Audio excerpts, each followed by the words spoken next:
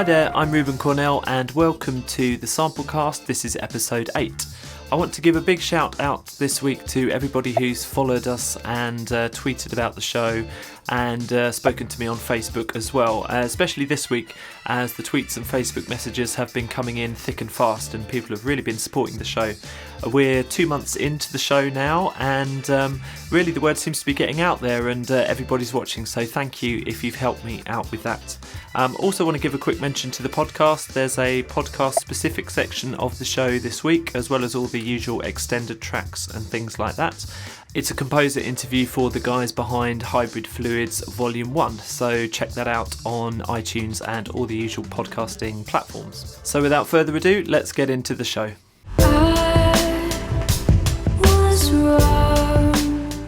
I mentioned at the end of last week's show that I was heading off to Germany, to Frankfurt and to Music Messe. It was a really fantastic show. I had a great time there. I met loads of old friends and made a lot of new ones as well. We had a really good time with the guys from Best Service, Isotope and lots of the other stands as well. So here I'm going to bring you things that I personally tried out at the show and I think are going to go far and will be released within the next few weeks. Firstly, I want to talk about a piece of software from Audionamix. It's ADX TRAX 3. It's an update to some existing software which is out there at the moment and you can buy.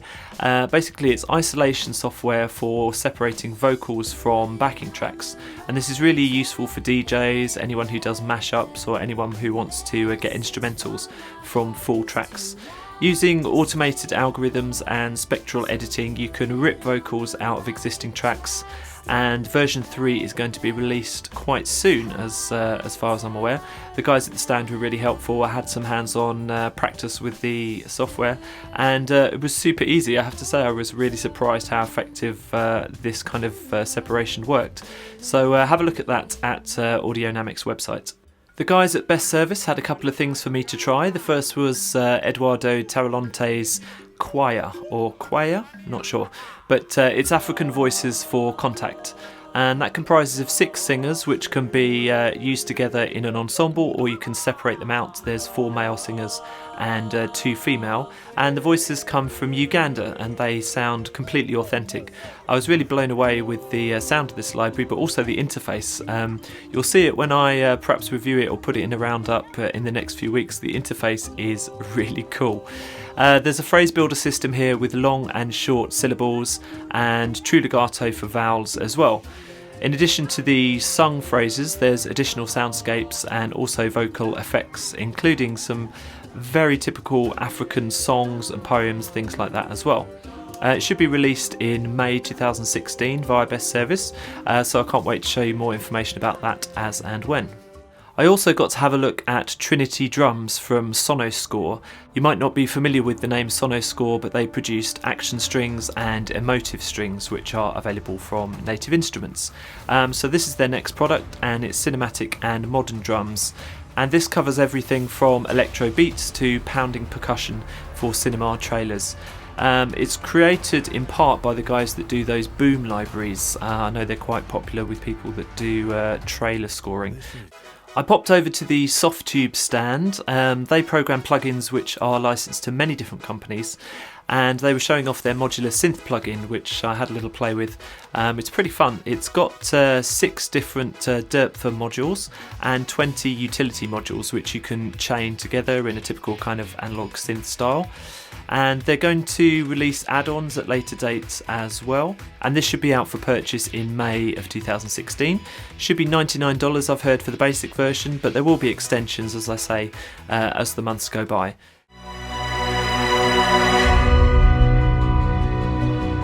In this week's composer interview, I've managed to get hold of one of the brains behind Hybrid Fluids Volume 1 from Last Haven Productions. Now this is a 20 gigabyte library compressed to 10 gigs, runs in the full version of Contact, and it's full of modern sound design synths, a synth emulated orchestra and cinematic effects as well. There's lots of effects on board in fact, and there's a couple of cool engines on there as well. So on the podcast you can have a listen to one of the demo tracks and hear how the composer and creator of Hybrid Fluids put that together. You can find the podcast on iTunes, Android, RSS, Stitcher Radio, TuneIn Radio, and pretty much anywhere you can get podcasts from. Don't forget that the podcast also has full versions of tracks from the entire show.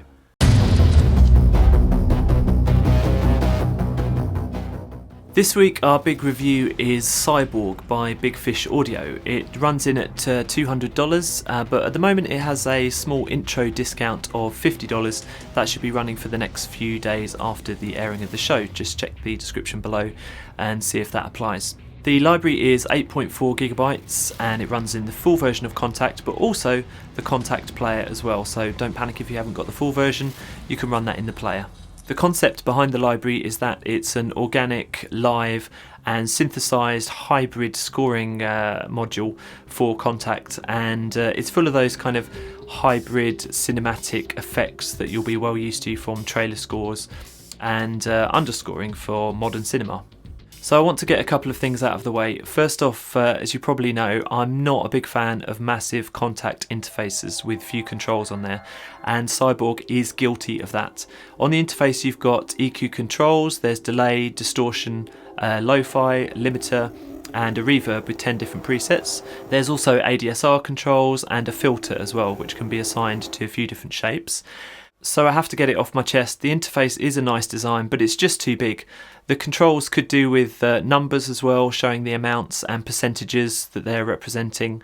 It's all a little bit basic on there. One other fact as well is that you can't MIDI learn the ADSR knobs or the filters.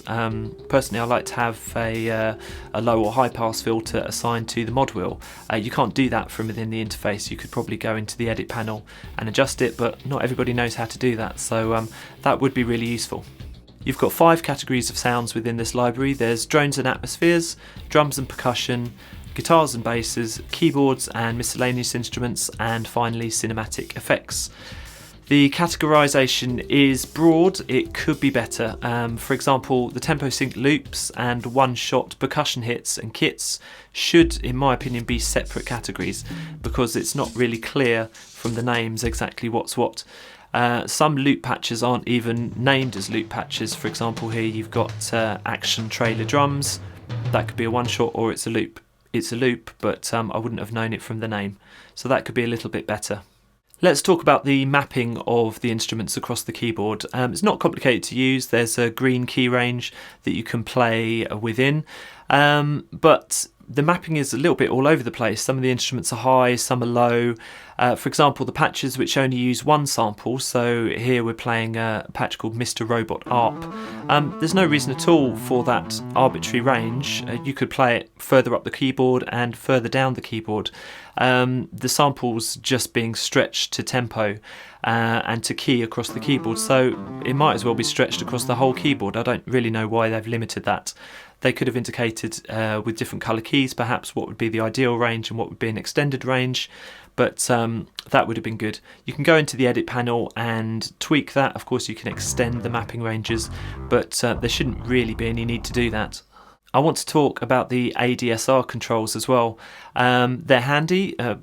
Great that they're there in the first place, but they could be better suited to the material. For example, the drone samples all have baked in attack times which are quite long, and some of the drones don't even loop. So why not loop them all and set the default attack dial nice and high so that the users could actually knock that down to 0 and start a drone immediately if they wanted to.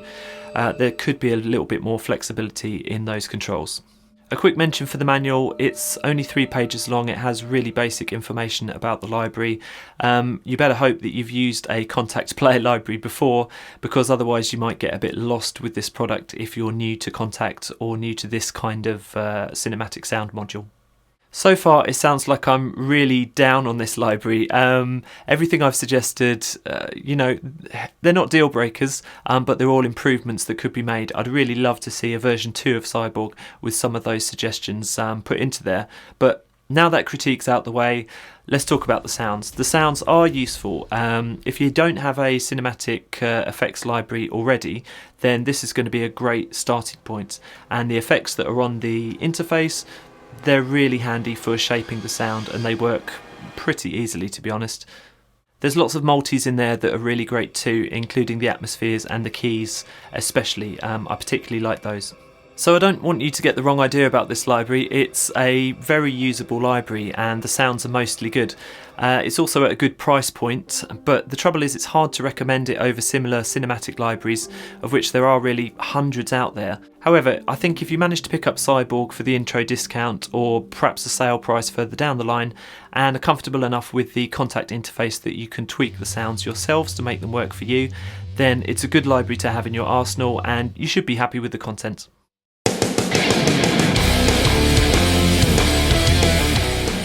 There's a few updates this week that you need to know about to existing software. The first one's from Chocolate Audio and it's an update for their Black Album drums, which run in Kontakt and F-Expansion's BFD3 software. There's new presets available and some bug fixes as well.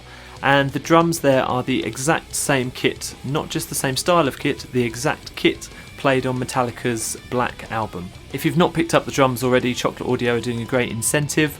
There's a free shaper plugin available, which is called the TS1 Transient Shaper by Audiority. So you can click the description down below for more details and have a look at how those two products work together.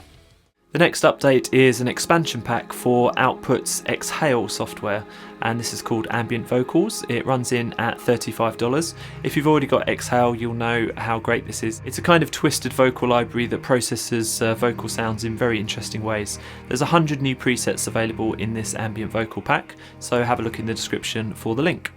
There's two guitar updates I need to let you know about. The first one is Prominy's Hummingbird acoustic guitar, and that's been updated to version 1.1. There's a few new features in there, including a string skip key switch and pitch bend range configuration as well per string, that enables you to make much more realistic guitar tracks than before. Also, the Hummingbird guitar now officially supports the NKS system, which is Native Control standard. You'll find that on Native Instruments Complete Control keyboards and machine hardware. In fact, a lot of software instruments are being updated so that they specifically use this hardware. Another one is Orange Tree Samples Evolution Dracus. It used to be called Evolution Banshee, but the library's been updated and been given a new name. There have been additional reverbs added, the snapshot system has been overhauled slightly, and there's scripting improvements and bug fixes. I've actually done a tutorial video for this myself over on the Orange Tree Samples site, so check the description below and you can have a look at that. Thank you so much for watching the Samplecast Show 8. If you haven't already, please check out the podcast and also pop over to Facebook, Twitter and all those other social media platforms where you can share, like and subscribe and do all that good stuff for us. It really helps me keep going through the week to know that people are enjoying the show and getting on board with all the news, reviews and updates that I've got for you. Next week we'll be up to show 9, so I'm looking forward to it. I'll see you then.